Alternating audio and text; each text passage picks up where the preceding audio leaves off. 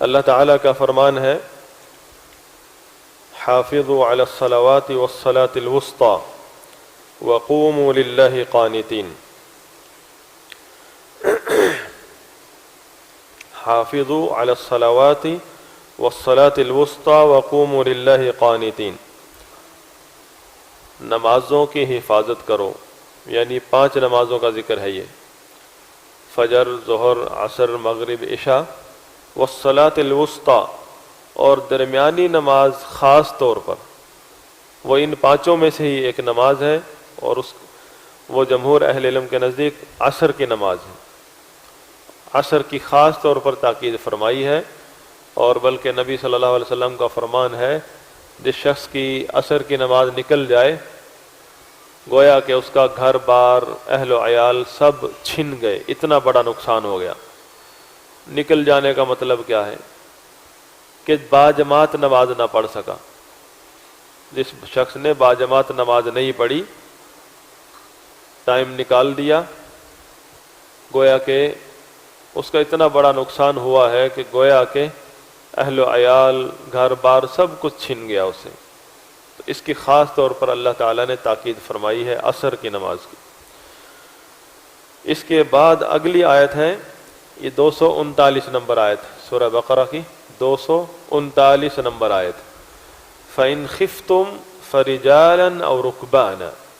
بس جب تم خوف کی حالت میں ہو، خوف ہے دشمن کا، جنگ میں جیسے ہوتا ہے، فَرِجَالًا أَوْ رُكْبَانًا، تو پھر پیدل ہو، سواری پر ہو، جیسے بھی ہو نماز پڑھ لو.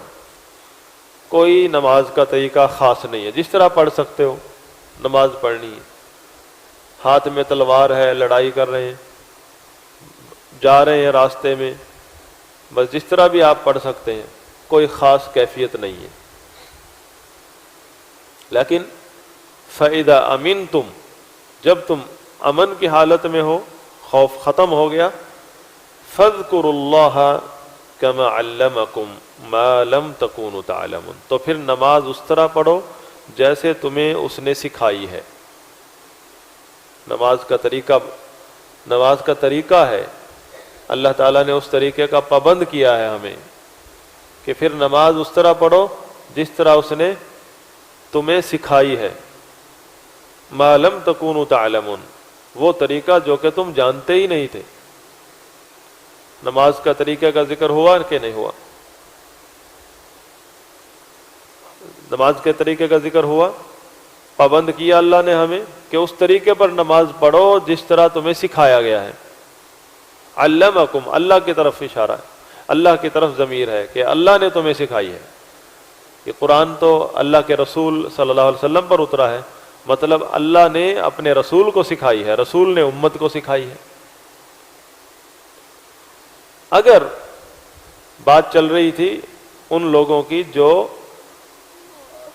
احادیث کو حجت نہیں مانتے، کہتے ہیں کہ صرف قرآن ہی کافی ہے، کہتے ہیں نا. اور قرآن میں اللہ کا حکم ہے کہ نماز اس طرح پڑھو جس طرح اس نے تمہیں سکھائی ہے. اب تو فرض ہو گیا کہ ڈھونڈو کہاں ہے نماز کا طریقہ.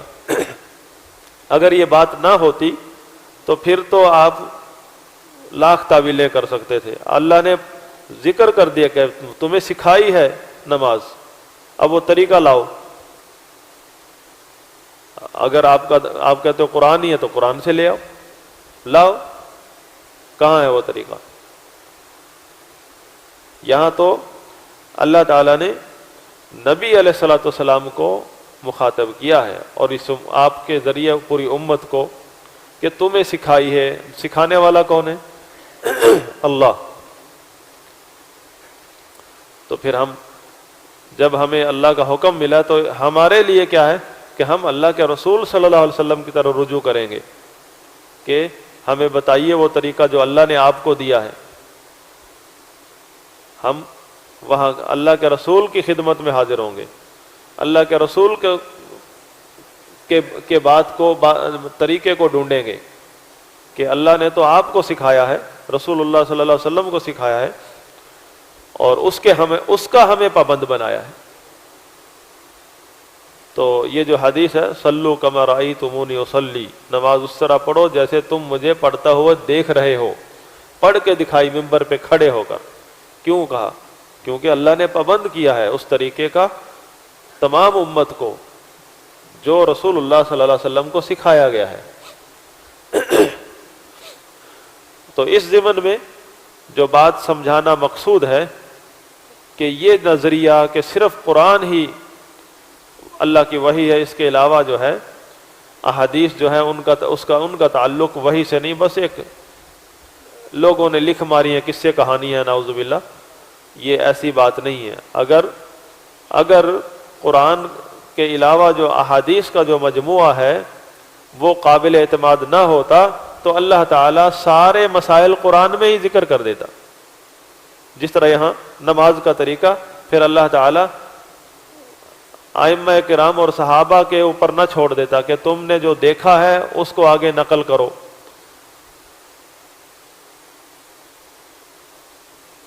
اگر یہ بات ہوتی، اللہ تعالیٰ تو عالم الغیب ہے، اللہ تعالیٰ کہ جی قرآن کے علاوہ جو وحی ہے وہ غیر محفوظ ہے یا محفوظ نہیں رہے گی، تو اللہ تعالیٰ پورے دین کو ہی قرآن میں ہی بیان کر دیتا، سارے مسائل۔